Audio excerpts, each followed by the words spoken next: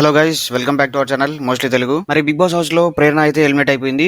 అయిపోయిన తర్వాత బస్ ఇంటర్వ్యూలో అర్జున్ తో ఏం జరిగిందో ఈ వీడియోలో మనం చూద్దాం.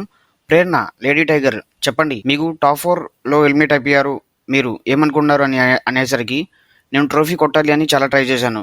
ఫినాలేలో ఒక లేడీ ఉండిందంటే మీరే అర్థం చేసుకోవాలి. గేమ్స్ అన్ని బాగా ఆడితేనే ఇక్కడ దాకా వచ్చాను. బట్ ఎందుకు టాప్ 4 లో ఎలిమినేట్ అయిపోయానో తెలియట్లేదు. బట్ ట్రోఫీ గెలవకపోయినా నేను ఇక్కడ చాలా నేర్చుకున్నాను. బిగ్ బాస్లో నాకు చాలా నేర్పించింది. తిట్లు తినిపించుకున్నా, ఏడిపించారు కూడా అనేసరికి, అవును మీకు చాలా నోటిదూల ఎక్కువ కదా అనేసరికి ప్రేరణ వచ్చేసరికి, నోటిదూల అంటే ఆ టాస్క్లో భాగంగా అలా వచ్చేస్తుంది అంటూ కవర్ చేసింది.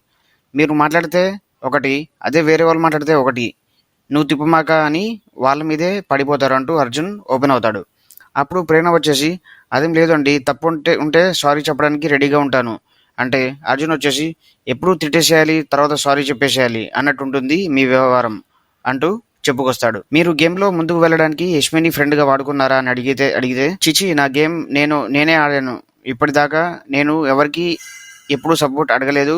అవును, మీరు సపోర్ట్ అడగలేదు కానీ గ్రూప్ గేమ్ ఆడారు అని అంటాడు అర్జున్. మీకు అలా అనిపిస్తే నేనేం చేయలేను అంటూ ప్రేరణ చెప్పుకొస్తుంది. మరి యష్మి నిఖిల్ని వాడుకున్నాడా సోనియా చెప్పినలాగా, దీనిపై మీరేమనుకున్నారో అని అడిగేసరికి, అదేం లేదండి, యష్మికి నిఖిల్పై ఇంట్రెస్ట్ ఉండేది కానీ ఆమె ఓపెన్ అవ్వలేదు. ఓపెన్ అయితే ఎక్కడ నిఖిల్ గేమ్ పాడైపోతుందని అంటే, ఆల్రెడీ యష్మి వల్లే కదా నిఖిల్ డౌన్ అయ్యాడు అనేసరికి, అవునా, నేనైతే అలా అనుకోవట్లేదు అంటుంది ప్రేరణ. మరి మీరు ఎవరిని విన్నర్గా చూడాలి అనుకున్నారో అని అడిగితే, నిఖిల్ లేదా నబీల్ అయితే బాగుంటుందని అనుకున్నాను అంటూ గౌతమ్ పేరు అయితే తీసుకోలేదు.